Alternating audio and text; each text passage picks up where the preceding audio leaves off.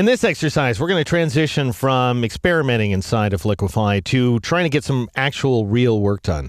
So we're going to apply some careful cosmetic modifications.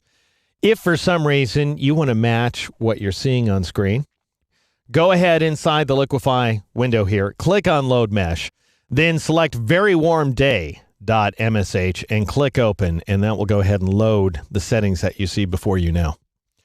By the way, one of the more irritating things about working with Windows, and this doesn't apply to the Mac, but if I were to press the space bar right now in order to try to scroll my image, I would invoke this last use button right there. Notice if I press space bar, bang, up comes Load Mesh. Like I'd ever want to do that with the space bar. Anyway, cancel out.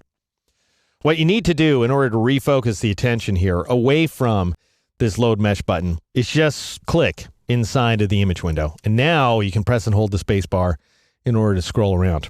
Again, that's just Windows, by the way. It's not a problem on the Mac. All right. At this point, I think it's fairly obvious that I want to abandon the changes I've made so far. There's a couple different ways to do that. You can click on the Reconstruct button, and that will apply a partial reconstruction, as you can see here. So it's trying to reconstruct the entire image. That's why it says Reconstruct Entire Image when you hover over it. However, it's just a partial reconstruction. So it's basically trying to smooth out that mesh to its original, absolutely rectilinear form or appearance. And if you click Reconstruct again, you'll go back that much farther and so on. If you want to go back all the way, you want to totally revert the image, then you click on Restore All. You can also press and hold the Alt key or the Option key on a Mac and click on what was formerly the Cancel button is now the Reset button. But if you do that, you're going to reset everything. You reset your settings as well. In our case, we just want to reset the image, so I'm going to click on Restore All in order to get this original version of the photograph. All right, let's go ahead and focus our attention for starters here on her arms and shoulders. So her shoulders are out of alignment. She's got the left shoulder down. It's her right shoulder, of course, but from our perspective, it's the left shoulder down, the right shoulder's up. We also have not my favorite kind of blouse. I hate the way these blouses crimp up on the shoulders. And then her arms are ending up looking extremely long. It's like she has these gorilla arms or something like that. So it'd be nice to taper those up a little bit. I'm going to work with a large brush, and I do have the warp tool selected, incidentally. And you can get to that tool once again by pressing the W key. And then with a very large brush, I'm just going to drag up on this arm like so.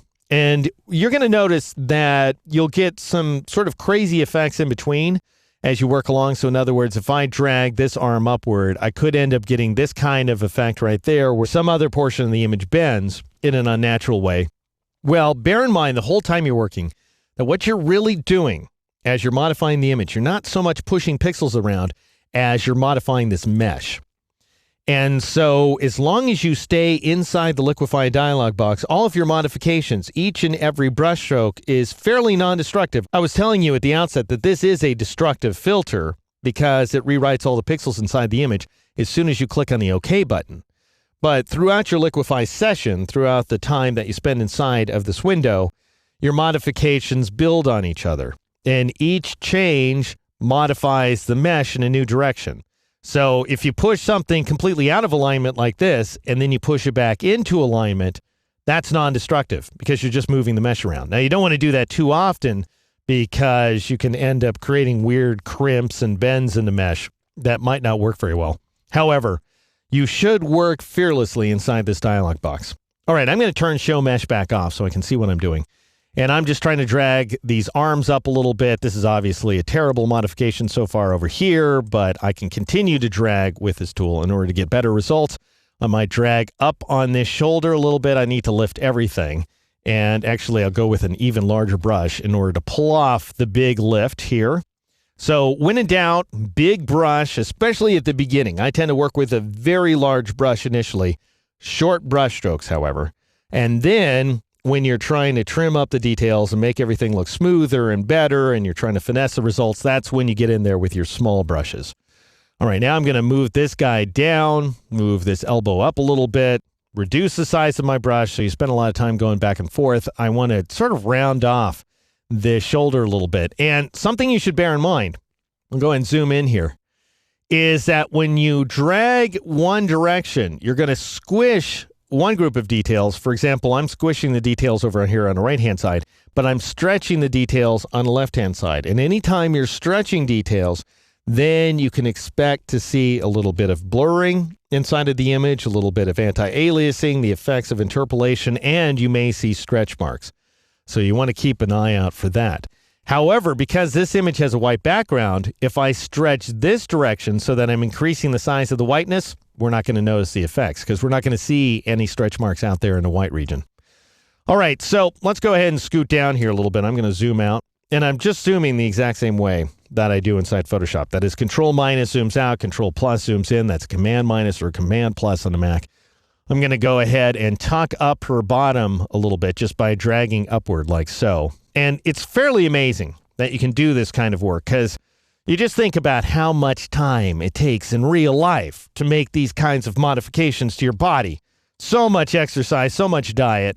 But what's the purpose? Why not just look as frumpy as you want to look and then bring your image into the Liquify dialog box and make yourself look like an absolute superstar?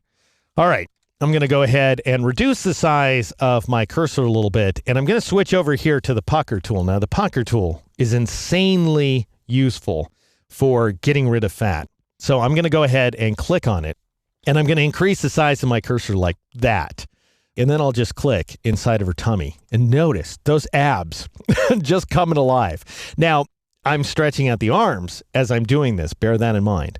So every action inside of this dialog box has an equal and opposite reaction. So as you're tucking the tummy, you may find yourself stretching the arms.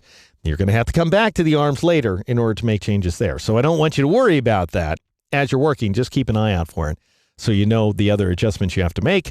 We'll switch back to the warp tool here, drag upward on her tummy like so. That's stretching her hands. Of course, I don't want to give her big monstrous hands, but I do want to give her a slim stomach, of course. We all want that. All right, let's reduce the size of this brush a little bit again. I'm going to trim in these arm details here because I do want her arms to look nice and slim.